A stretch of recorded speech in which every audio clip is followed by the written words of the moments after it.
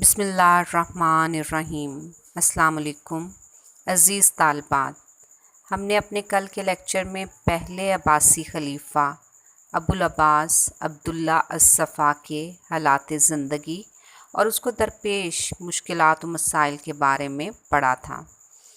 ہم اپنے آج کے اس لیکچر میں سب سے پہلے الصفا کے اقدامات کا جائزہ لیں گے۔ بنو امیہ کا قتل عام۔ ابوالعباس عبداللہ الصفا نے خلافت سنبھالنے کے بعد خاندان بنو امیہ کے افراد اور ان کے حامیوں کو چن چن کر قتل کروایا۔ اسی خون ریزی کی بنا پر اسے تاریخ میں الصفا یعنی خون ریز کے نام سے یاد کیا جاتا ہے۔ الصفا کے چچا عبداللہ بن علی نے 90 اموی شہزادوں کو پناہ دینے کے باوجود ایک دن طیش میں آ کر ان سب کو قتل کروا دیا۔ حضرت عمر بن عبدالعزیز کے سوا باقی تمام خلفائے بنو امیہ کی قبروں کو کھدوایا گیا اور ان کی نعشوں کی بے حرمتی کی گئی۔ اس سارے قتل و غارت کے دوران صرف ایک اموی شہزادہ عبدالرحمن جان بچا کر شمالی افریقہ پہنچنے میں کامیاب ہوا اور اس نے اسپین کو فتح کر کے اندلس کی اموی حکومت کی بنیاد رکھی اور یہ حکومت 300 برس تک قائم رہی۔ دارالخلافہ ہاشمیہ کا قیام۔ خلافت بنو عباس کے قیام کے بعد الصفا نے 750 عیسوی میں سب سے پہلے کوفہ کو اپنا دارالخلافہ بنایا، لیکن کوفیوں کی مطلون مزاجی کی وجہ سے اس نے عراق کے قصبے انبار کے نزدیک 750 عیسوی میں ایک نئے دارالخلافہ کی بنیاد رکھی جس کا نام ہاشمیہ رکھا گیا۔ حکومت کی تنظیم نو۔ حکومت کی تنظیم نو کے حوالے سے الصفا نے نہایت دانشمندی کا ثبوت دیا۔ اس نے سلطنت کے مختلف علاقوں پر اپنے قریبی رشتہ داروں کو حکمران مقرر کیا۔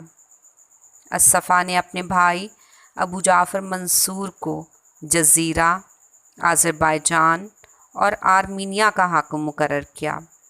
اس نے اپنے چچا داؤد کو مدینہ منورہ، مکہ معظمہ، یمن اور یمامہ کی حکومت سونپی۔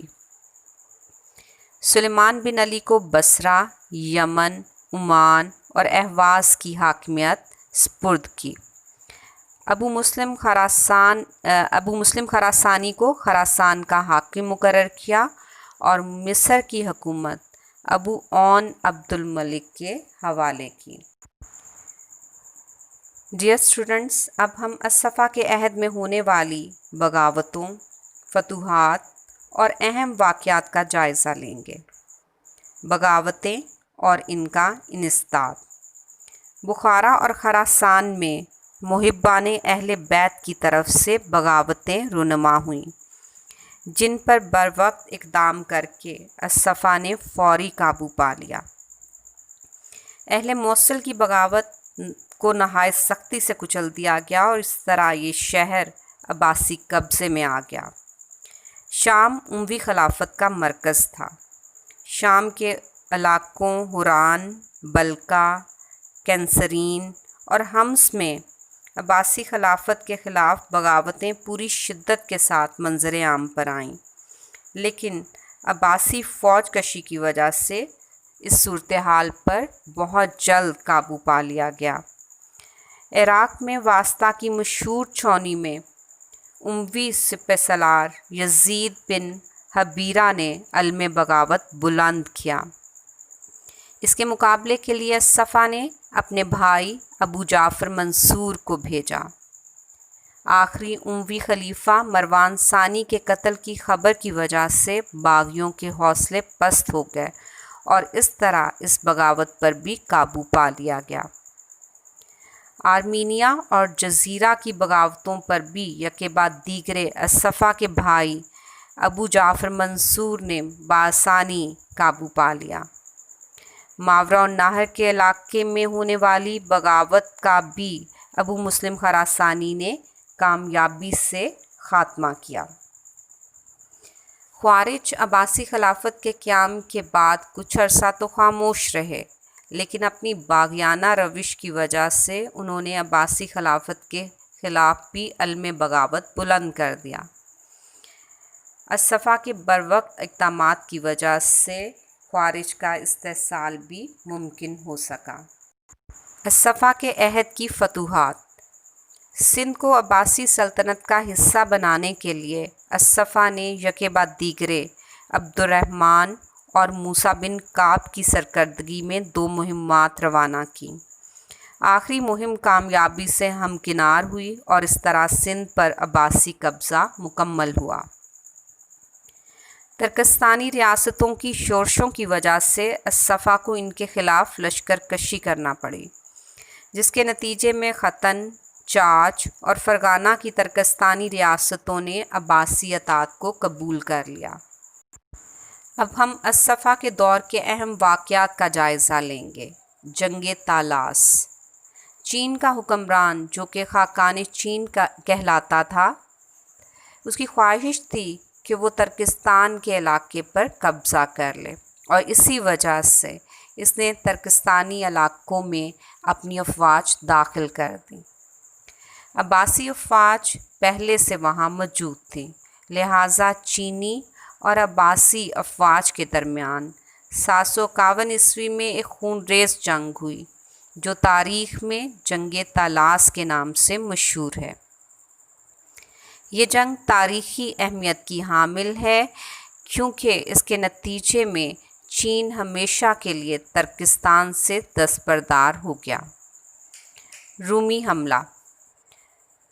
رومیوں نے ایشیا کوچک کے سرحدی شہروں کمخ اور مالتیا پر حملہ کر کے انہیں تباہ و برباد کر دیا اور مسلمان آبادی کا بے دریغ قتل عام کیا۔ الصفا چونکہ اندرونی اور بیرونی مسائل سے نبرد آزما تھا، لہٰذا اس نے رومیوں کے خلاف کسی جارحانہ اقدام سے اجتناب کیا اور مصالحت امیز پالیسی کا مظاہرہ کرتے ہوئے سرحدی علاقوں میں عباسی افواج کو تعینات کر دیا تاکہ آئندہ حملوں کا سدباب ہو سکے۔ ابو سلمہ خلال اور دیگر داعیوں کا قتل۔ ابو سلمہ خلال جو وزیر آل محمد کے لقب سے مشہور تھا، اسے الصفا نے وزارت کے منصب پر تو فائز کر دیا تھا، لیکن در حقیقت وہ اس سے خائف تھا۔ ابو سلمہ خلال کی علویوں سے دلی محبت الصفا پر پوری طرح عیاں تھی، اور اسی وجہ سے ابو سلمہ خلال نے الصفا کی بیعت کرنے میں تاخیر بھی کی تھی۔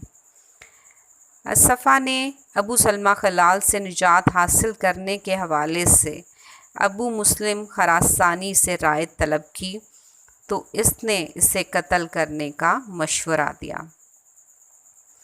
لہٰذا الصفا نے ابو مسلم خراسانی ہی کے ہاتھوں ابو سلمہ خلال اور دیگر داعیوں کو قتل کروا دیا، لیکن ان کے قتل کا الزام خوارج پر عائد کیا گیا۔